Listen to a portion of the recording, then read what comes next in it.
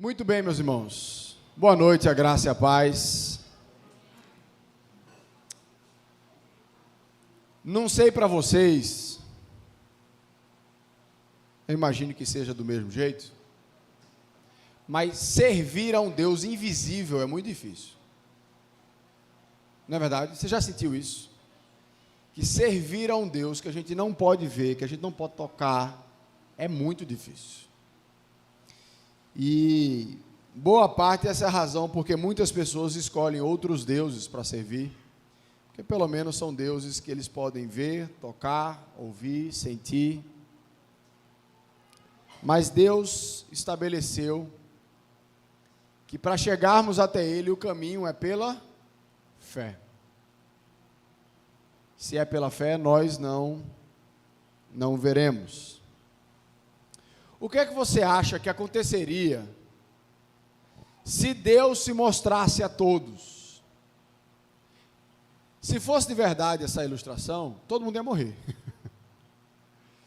O que nós encontramos na Bíblia, de uma maneira geral, quando as pessoas se encontravam sequer numa visão com Deus, a sensação que elas tinham é uma sensação de morte. Por quê? Porque nós, nossa visão estritamente física, nós não paramos para perceber as implicações espirituais de um encontro de Deus conosco.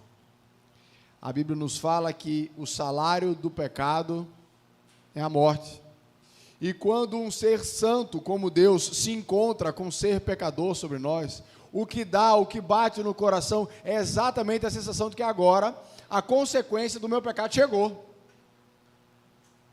Eu não consigo estar vivo com o pecado na presença do santo Deus. Mas imagine que você conseguisse ver a Deus sem morrer. Vamos deixar de lado um pouco essa história. Imagine que Deus, em uma geração, Ele aparecesse para todas as pessoas. Ia ser aquele evento incrível, né? Todo mundo vendo a Deus. E aí você ia ter uma transformação no mundo gigantesca, porque agora muitas pessoas passariam a crer em Deus porque viram. Seria uma grande transformação. Só que o mundo continuaria rodando, novas pessoas surgiriam, e aí qual seria o problema? Novas pessoas nasceriam, pessoas que não teriam visto a Deus, e que elas iriam ter que confiar naquilo que outras pessoas disseram para ela. Logo, a próxima geração, ela dependeria novamente da fé para poder acreditar em Deus, que ela não teria visto. É natural que, independente de qual seja a nossa fé, a gente tem um desejo de enxergar aquele que é o objeto da nossa fé. Mas a grande verdade é que nesse trajeto, nesse caminho, para conseguirmos alcançar aquele que é o objetivo da nossa fé, nós podemos nos perder no caminho. E é para que a gente não se perca nesse caminho que nós vamos hoje meditar na palavra de Deus em Mateus capítulo 5, versículo 8.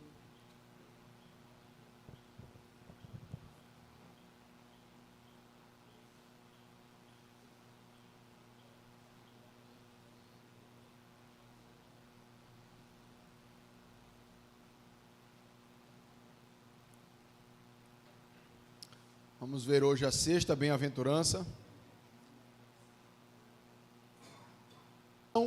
Puro, pois elas verão a Deus.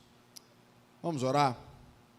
Senhor, nosso Deus, nosso Pai, que nessa noite nós possamos ser iluminados pelo Teu Santo Espírito, inspirados, ó Pai, por Ele, para poder enxergar, conhecer e aplicar as Tuas Sagradas Escrituras, ó Pai. Senhor Deus, que nós possamos, ó Pai, de fato, ter um coração puro para poder um dia Te vermos, Senhor. Te agradecemos pelo privilégio que o Senhor nos dá de estarmos juntos, louvando e glorificando o Teu nome nesse domingo, Senhor. O dia em que celebramos a ressurreição de Jesus Cristo, nosso Senhor.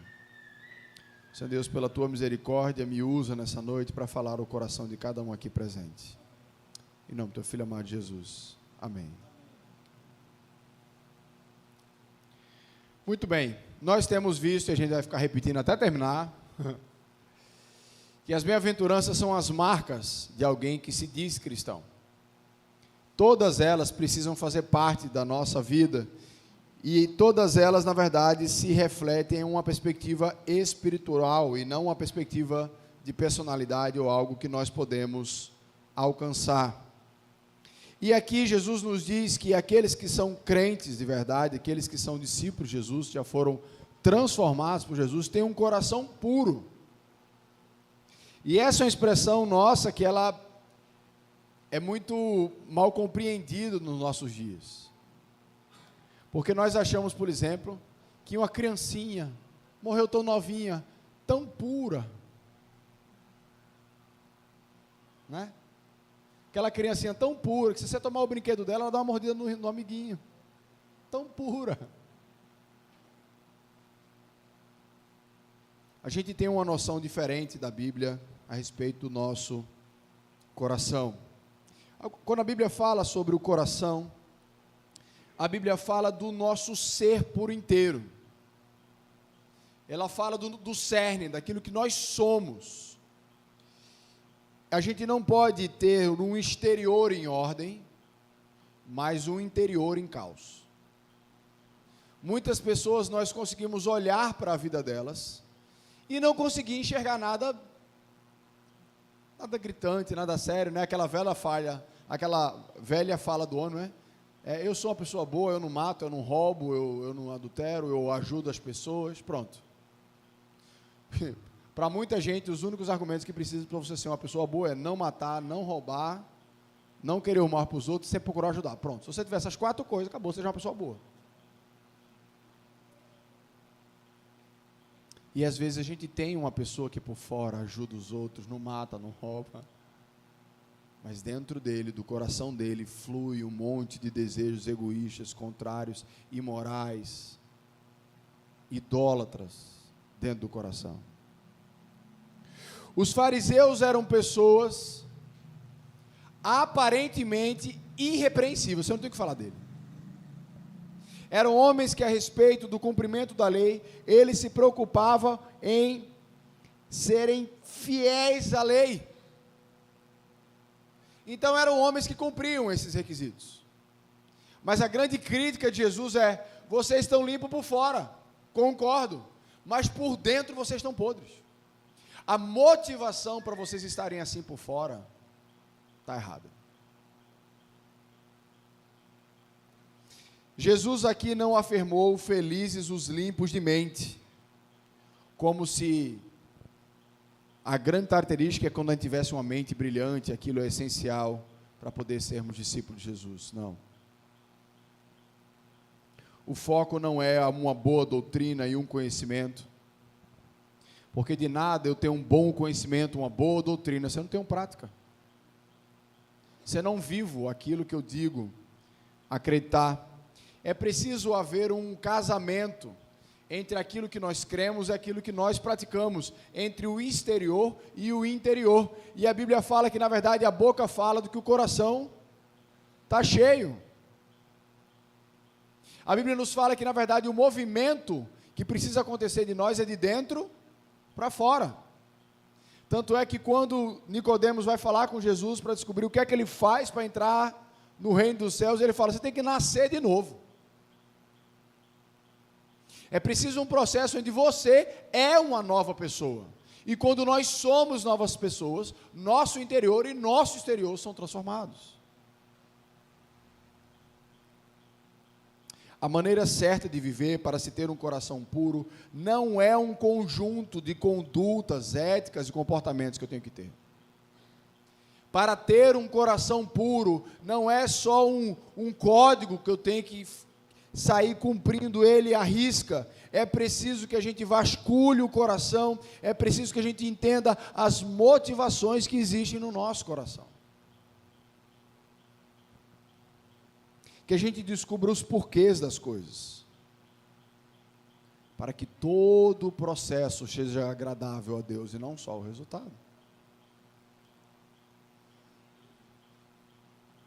Ter um coração puro é sobre o que nós somos e não sobre o que nós fazemos. Então a pergunta não é se eu tenho procurado limpar o meu coração. A minha pergunta é se eu tenho um coração limpo. Se eu sou uma pessoa de coração limpo. E o interessante é que quando a gente vê sobre coração puro ou um coração limpo, a Bíblia nos deixa claro que, na verdade, essa é uma nomenclatura que não tem nada a ver com o coração do homem natural. Jeremias capítulo 17, versículo 9, diz que o coração do homem é mais corrupto do que todas as coisas. Quem poderá conhecê-lo? Seu coração é mais corrupto do que Brasília inteiro. Que é isso, pastor? É. Ele é tão corrupto que ele faz você acreditar que você é bonzinho. Eu digo que o nosso coração tem a especialidade de enganar a nós mesmos, que é isso que o pecado faz. Então ele se camufla. Muitas pessoas acreditam, né? O filósofo Karl Marx, ele fala que o homem é produto do meio. Como se o grande problema do ser humano é o que está ao seu redor. E acha que se a gente melhorar o ambiente, vai melhorar o coração.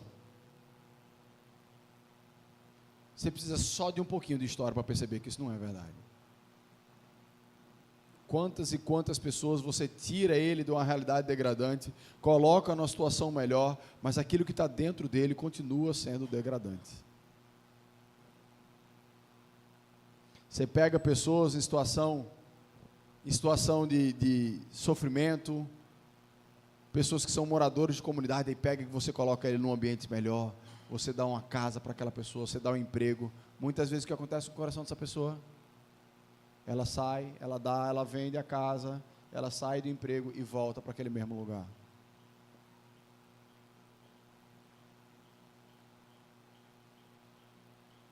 A limpeza do coração nunca vai acontecer por motivos externos, nem por esforço próprio. Nós não conseguimos efetuar a limpeza do nosso coração, porque somos nós mesmos que estamos sujando e ressujando o nosso coração. É preciso a gente lembrar que se a gente acredita que o problema do nosso ser é o nosso meio, a gente precisa lembrar que o primeiro erro que aconteceu na história foi no ambiente perfeito. Adão e Eva pecaram sem nenhuma influência do meio. O meio era perfeito.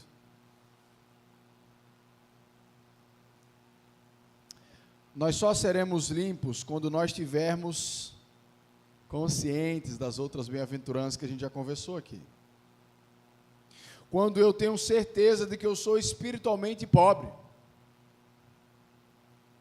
que eu tenho um espírito que por sua natureza não deseja a Deus, quando eu tenho certeza de que eu choro por essa condição, quando eu lamento a minha condição do meu coração, quando isso acontece, significa que eu estou começando a enxergar de verdade o meu coração, enquanto eu estou procurando defender a minha casca, enquanto nós estamos procurando nos mostrar melhor do que nós somos, é porque na verdade nós ainda não recebemos um novo coração. É impossível para o homem limpar o seu próprio coração. Só Deus pode fazer isso. Porque a Bíblia fala que Deus pode tirar o nosso coração de pedra e nos dar um coração novo que ama as suas leis. Se você já começa a desejar a vontade do Senhor, você começa a enxergar as coisas pela ótica de Deus, isso não é mérito seu. Foi uma operação espiritual do Espírito Santo, do seu coração de carne é retirado e um coração de carne, seu coração de pedra é arrancado e um coração de carne desejoso pela vontade de Deus é colocado em você. Essa é a ilustração bíblica.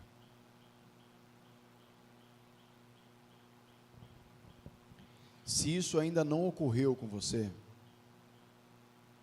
esse deveria ser o seu único anseio. Senhor Deus, eu desejo profundamente que o Senhor tire o meu coração de pedra e me dê um coração de carne que ama a Ti.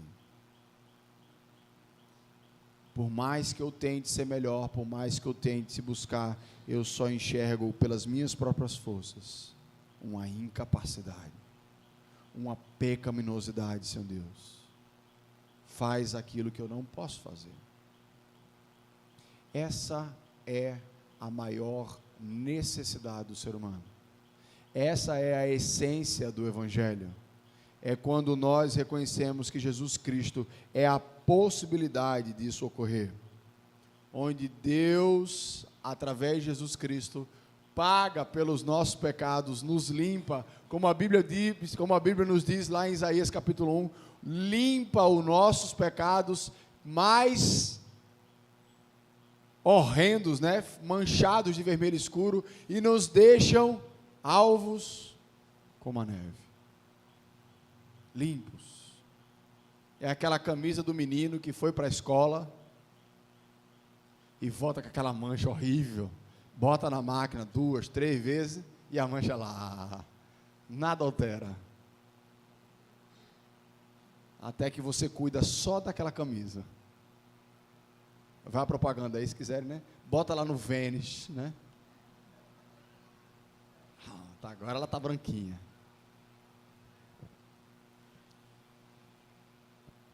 Precisamos de Jesus Cristo para nos libertar de nós mesmos. Mas, se essa faxina já ocorreu no seu coração, se você já é cristão, habitado pelo Espírito Santo de Deus, você tem um desafio, que é clamar a Deus e lutar para que essa obra se complete. Nosso desafio é imitar o nosso Senhor. É ser como Jesus a tal ponto de dizer assim, eu e o Pai somos um.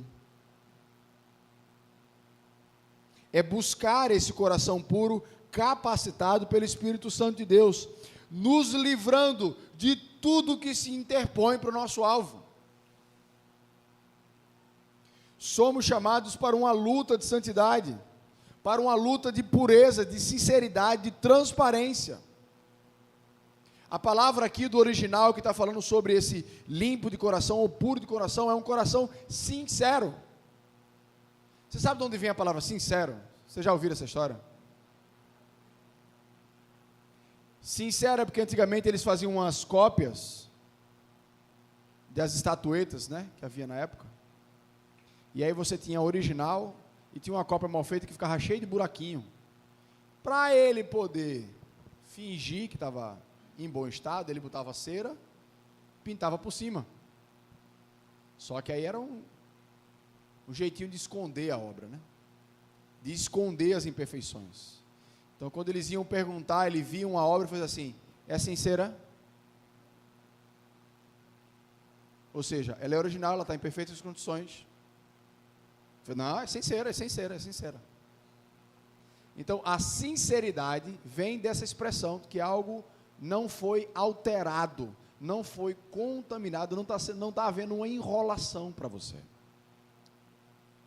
Nós somos chamados a não ter sujeira debaixo do tapete. Nós somos chamados para ter uma cara só como cristãos.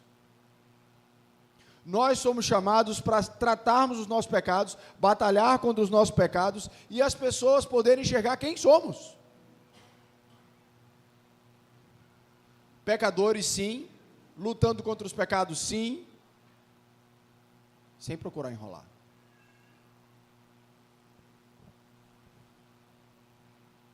Nosso objetivo é caminhar cada vez mais para estarmos livres das intenções e ações que desagradam ao nosso Deus. Essa é a nossa luta. Jesus, depois, a gente vai tratar isso aqui também, que faz parte do Sermão do Monte. Jesus fala sobre isso. Jesus fala, olha, se o teu olho direito te faz pecar, arranca. Não tem dó dele não. Santidade com um olho só vale mais do que pecado com os dois olhos. O céu vale mais você com um olho só do que o inferno com os dois. Jesus nos diz que quando nós estamos batalhando contra o pecado, às vezes medidas extremas precisam ser tomadas. aquele que é puro do coração, também é aquela pessoa que não desvia os olhos do seu Senhor. O coração dele tem somente um desejo, que é o seu Senhor. É um coração que busca se libertar das suas idolatrias. Meus irmãos, esse mundo é uma feira de idolatrias. Você pode não ter nenhum santo em casa, nenhuma estátua em casa,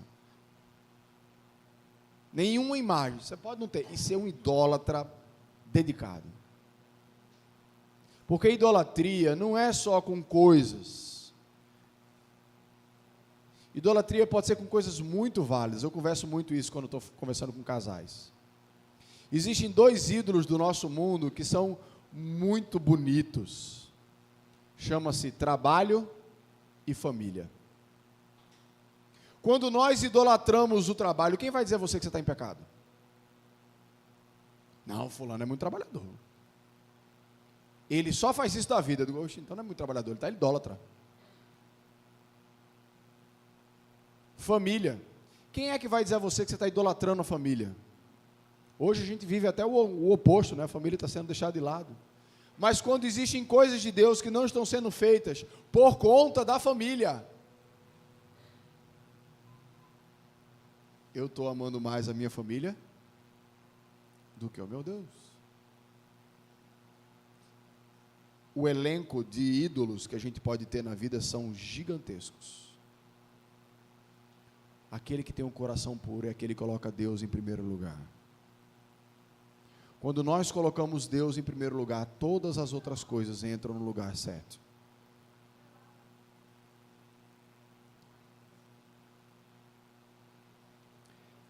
Nada é tão grande quanto o nosso Deus e nada vai nos satisfazer como Deus.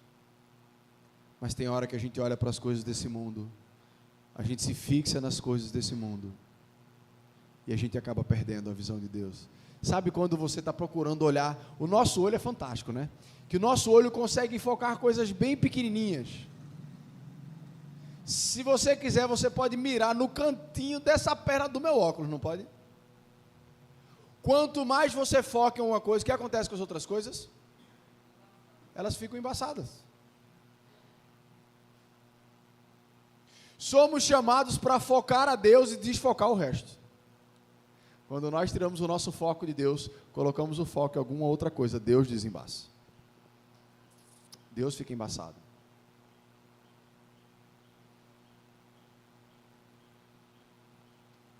Ser puro de coração é desejar ao máximo imitar ao nosso Mestre, nosso Senhor Jesus. Veja que esse texto aqui, ele não está sozinho. Queria que você abrisse a sua Bíblia aí em Hebreus capítulo 12, versículo 14.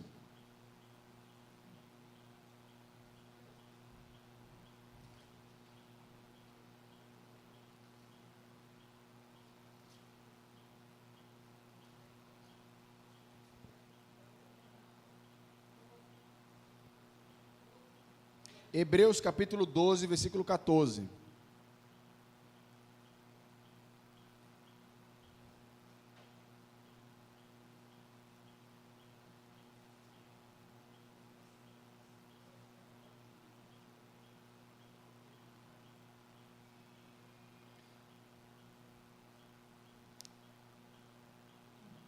Olha o conselho aqui que o autor de Hebreus nos dá.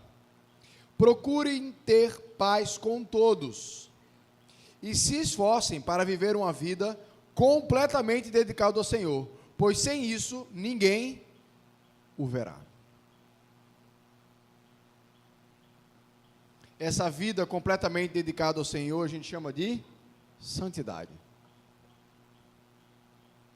Ele fala, se esforce, busque a santidade, porque sem ela, você não vai ver o Senhor não.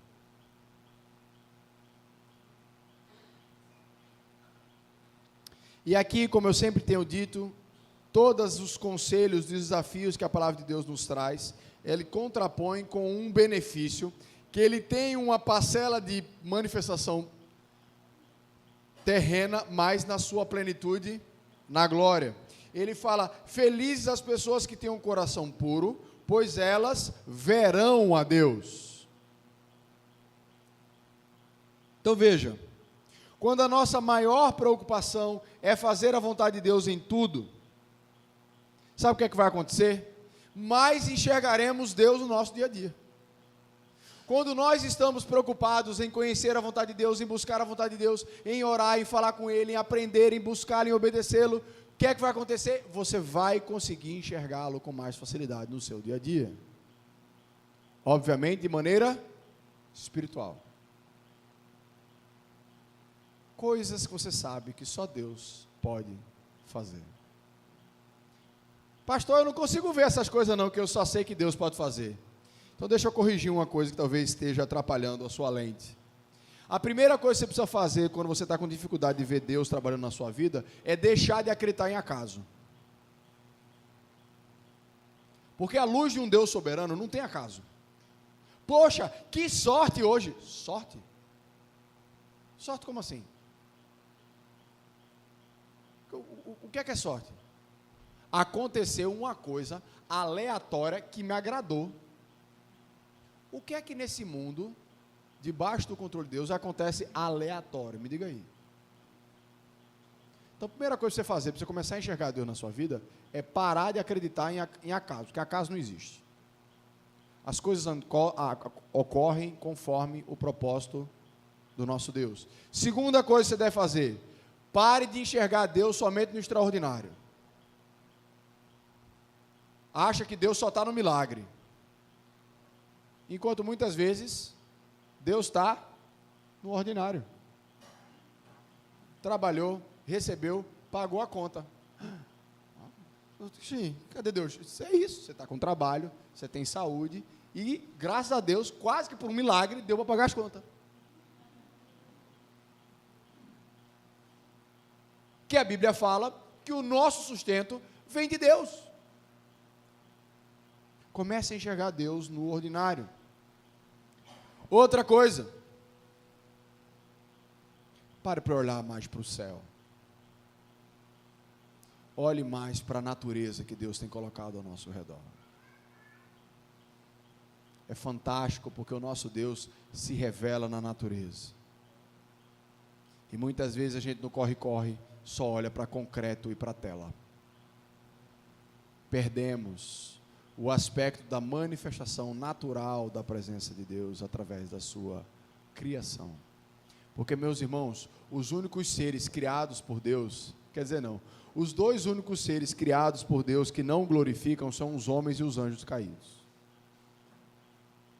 Porque os animais, a natureza manifesta a glória de Deus ao viverem. Eles sofrem por conta do nosso pecado, mas eles estão glorificando a Deus. Então, todas as vezes que nós olhamos para a história, sentimos o cuidado de Deus nas nossas necessidades, nas nossas fraquezas, nós vamos vendo a Deus. Uma das coisas que eu acho fantástico de ver a Deus, era a obra que Deus vai fazendo na vida das pessoas. E isso aí é um privilégio de ser pastor. É um camarote. Muita gente está vendo lá da arquibancada, lá do geral. Eu não sei, nunca fui para estádio, então... lá do geralzão. Então, eu consigo olhar no rosto de cada um e saber, muitas vezes, a história que está por trás, do que Deus está fazendo. Deus está agindo, mesmo que eu não o veja. É igual a história do vento. Todo mundo está sentindo geladinho, né? Friozinho. Mas ninguém está vendo o vento.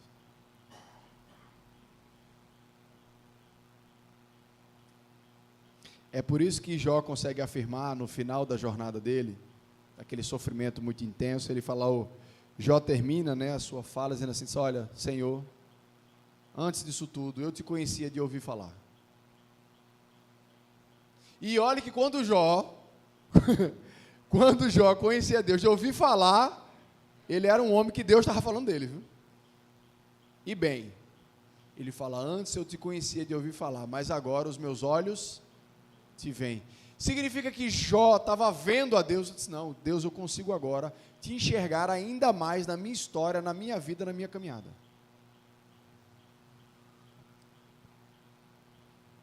Mas haverá um dia em que ver a Deus não será mais espiritual. Pode anotar. Haverá um dia que enxergar a Deus vai ser tão real quanto cada um de vocês está olhando para mim agora. A Bíblia fala que todo olho verá e toda língua confessará que Jesus Cristo é o Senhor.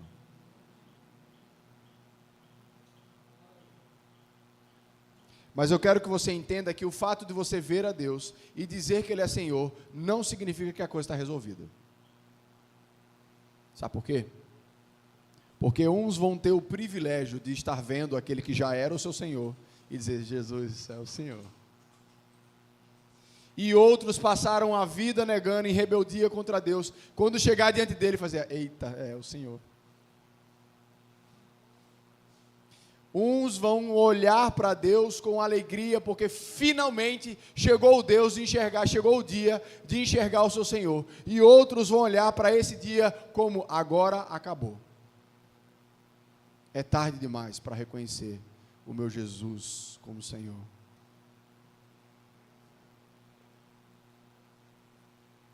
Quando nós estivermos diante de Deus, as coisas desse mundo, que para nós tem um valor muito grande, tem um colorido maravilhoso, vão ficar tudo cinza.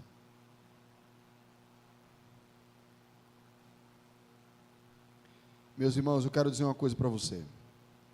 Ver a Deus é a suprema manifestação da felicidade da alma. Você não vai encontrar uma alegria maior no mundo ou em qualquer outro lugar do que ver a Deus. Você não vai. Tanto é que a palavra de Deus, quando nos descreve o novo céu e a nova terra que nós vamos viver com Cristo Jesus, Ele fala que lá não tem sol. Porque o sol é o próprio Deus. Ele é o centro. É Ele quem traz a vida. É Ele quem traz a alegria. É Ele quem aquece. Jesus fala que casamento é coisa da terra. Todo casamento, por melhor que seja, é temporário. Quando você chegar no céu, você não tem marido, você não tem esposa, não. Porque nós já estamos indo para um casamento. É o casamento de Jesus Cristo com o seu povo. O maior prazer não é mais uma pessoa, mas é o próprio Senhor, o próprio Criador.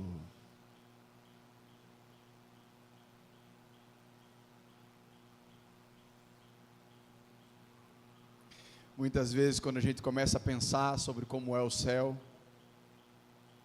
né? Como é que vai ser o céu? Vai ser muito bom. Vai ter Coca-Cola, a gente come e não engorda, né? Não vai poder viajar. A minha casa vai ser não sei como. Lá não tem prato para lavar. A teoria é que tem prato, mas vai para o inferno, entendeu? Vai para o inferno, do inferno volta limpo. E aí fica sempre os pratos do céu indo para o inferno e volta sempre limpo. Brincadeira, viu, gente? Nada disso é o melhor do céu. O melhor do céu é Deus. Como é que a gente pode admitir? Como é que a gente pode sequer pensar que o melhor do céu é alguma coisa que Deus criou? O melhor é o Criador.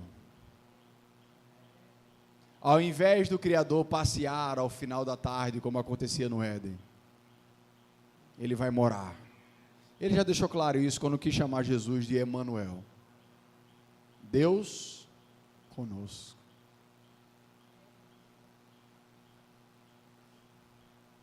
Nós precisamos ansiar pelas coisas dos céus.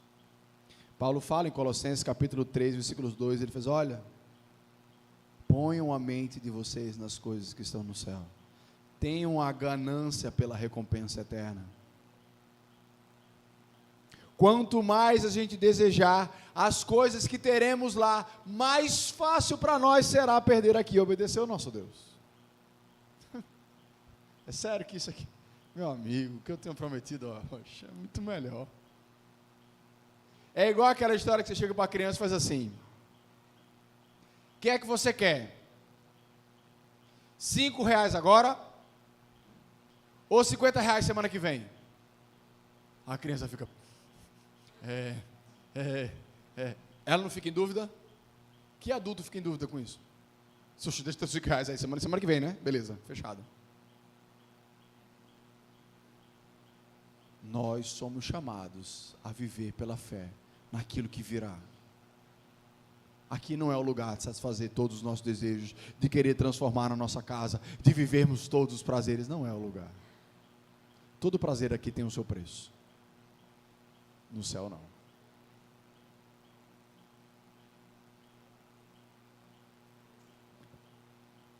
Procure avaliar a sua vida com a mesma ótica que Paulo fazia.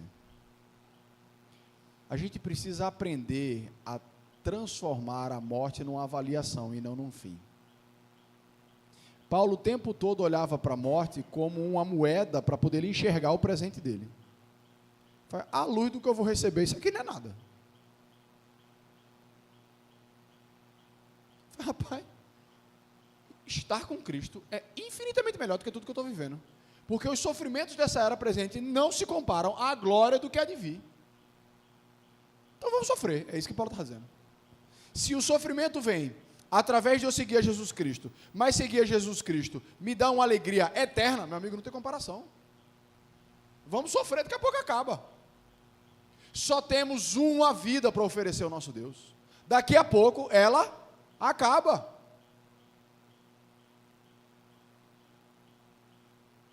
Nós não estamos aqui para desfrutar tudo que essa vida tem. Nós estamos em missão nessa vida. Por isso que nós precisamos da sabedoria do nosso irmão Moisés.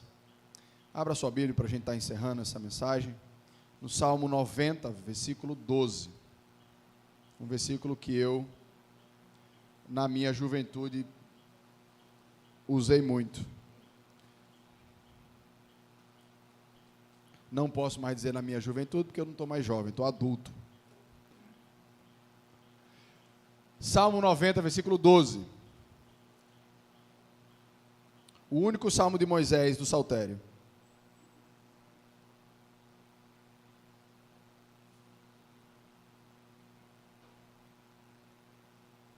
Senhor, faze com que saibamos como são poucos os dias da nossa vida, para que tenhamos um coração sábio. E olha que Moisés teve 120, viu? Nós precisamos aprender que os nossos dias são maus e temos que aprender a aproveitar bem o nosso tempo para buscar um coração puro e sonhar com o dia que nós veremos a Deus. Aí sim, você vai ver o que é felicidade. Vamos orar? Baixe sua cabeça. Senhor, nosso Deus, nosso Pai, te louvamos, Senhor, por esse sonho, Senhor Deus, essa esperança que o Senhor coloca no nosso coração. Senhor Deus, que nós possamos estar sempre refletindo a nossa vida à luz daquilo que virá, Senhor. Essa é a chamada de que o justo viverá pela fé. É a chamada, Pai, de todos aqueles que já morreram crendo em Ti, não creram em vão, Senhor Deus, mas hoje desfrutam de estar no paraíso contigo, assim como o ladrão da cruz. Que besteira nossa achar que o dinheiro pode nos dar um paraíso. Que o paraíso é um lugar da terra. Que o paraíso é uma pessoa. O paraíso é estar na Tua presença, Senhor. Senhor Deus, te louvamos pela Tua graça imensa derramada sobre nós. Senhor Deus, as pessoas que estão aqui, ó Pai, que ainda não foram transformadas por Ti, faz esse grande milagre, ó Pai, na vida delas. Dá a elas um coração que Te deseja, que Te ama mais do que todas as outras coisas desse mundo. Mas as pessoas que estão aqui, que já Te conhecem, nos ajuda, Senhor Deus, a fazer morrer a nossa velha natureza. Toda ela, em cada detalhe, em cada pequena coisa. Que nós sejamos cada vez mais parecidos com aquele que é o nosso Senhor, o nosso Jesus Cristo. É assim que nós te oramos, Senhor. Por isso eu te rogo que a graça do nosso Senhor Jesus Cristo, o amor de Deus, o nosso Pai, e a consolação do Divino Espírito Santo esteja com cada crente aqui espalhado ao redor da terra. Amém.